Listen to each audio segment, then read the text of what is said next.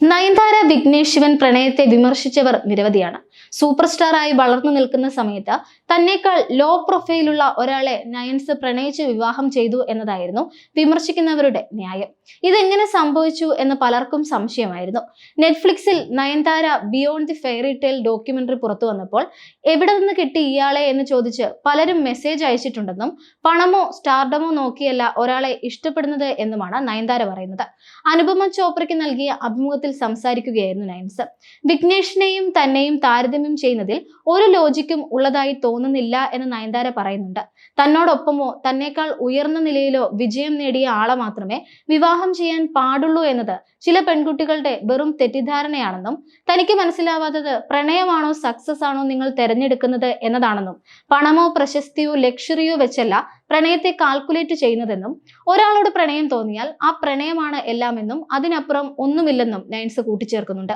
വിഘ്നേഷിനോട് പ്രണയം പറഞ്ഞത് താനാണെന്നും തന്റെ ജീവിതത്തിൽ അങ്ങനെയൊന്നും സംഭവിക്കുമെന്ന് ഒരിക്കലും കരുതിയില്ലെന്നും അത്രയധികം ഈഗോ ഉള്ള ആളാണ് താനെന്നും നയൻസ് പറയുന്നുണ്ട്. പ്രണയം അൺകണ്ടീഷണൽ ആകുമ്പോൾ ഒന്നും മറ്റൊരാൾക്ക് വേണ്ടി പരസ്പരം മാറ്റേണ്ടി വരില്ലെന്നും തനിക്ക് വേണ്ടി വിക്കിയും വിക്കിക്ക് വേണ്ടി താനും ത്യാഗം ചെയ്യേണ്ടി വന്നിട്ടില്ലെന്നും തങ്ങൾ രണ്ടുപേരും പഴയതുപോലെ തന്നെയാണെന്നും തങ്ങളുടെ ബെറ്റർ വേർഷൻ പുറത്തു കൊണ്ടുവരാൻ ശ്രമിക്കുകയാണെന്നും നയൻസ് വ്യക്തമാക്കിയിട്ടുണ്ട്. വിക്കിയുടെ കരിയറിൽ അദ്ദേഹവും തന്റെ കരിയറിൽ താനും ശ്രദ്ധിക്കുന്നുവെന്നും തന്നെ സംബന്ധിച്ച് 21 വയസ്സിൽ അസിസ്റ്റന്റ് ഡയറക്ടറായി കരിയർ ആരംഭിച്ച മികച്ച സിനിമകൾ ചെയ്ത ആളാണ് വിക്കിയെന്നും back to back blockbuster ഹിറ്റുകൾ ഉണ്ടായിരിക്കില്ല, പക്ഷെ അദ്ദേഹത്തിന്റെ കരിയർ ഗ്രാഫ് വളരെ മികച്ചതാണെന്നും നയൻസ് പറയുന്നു. ഇൻഡസ്ട്രിയിൽ താൻ വിക്കിയേക്കാൾ സീനിയർ ആയിരിക്കാമെന്നും പക്ഷെ അത് വെച്ച് തങ്ങളുടെ പ്രണയത്തെ താഴ്ത്താൻ കഴിയില്ലെന്നും നേരത്തെ സക്സസ്ഫുൾ ആയ പേരും പ്രശസ്തിയും പണവുമുള്ള ആളെ വിവാഹം ചെയ്യണമെന്ന് ഒരിക്കലും ആഗ്രഹിച്ചിട്ടില്ലെന്നും നയൻതാര കൂട്ടിച്ചേർക്കുകയാണ്. അടുത്തിടെയാണ് വിവാഹ ഡോക്യുമെന്ററി റിലീസായതും ഇതുമായി ബന്ധപ്പെട്ട വിവാദങ്ങൾ ഉടലെടുത്തതും.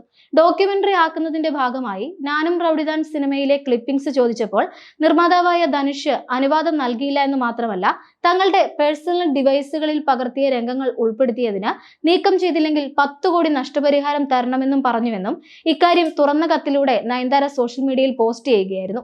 ഒരാഴ്ചയ്ക്ക് ശേഷം നയൻതാരയ്ക്കും വിഘ്നേഷ് ശിവനും നെറ്റ്ഫ്ലിക്സിനും എതിരെ ധനുഷ് കോടതിയിൽ പരാതി നൽകുകയും ചെയ്തു.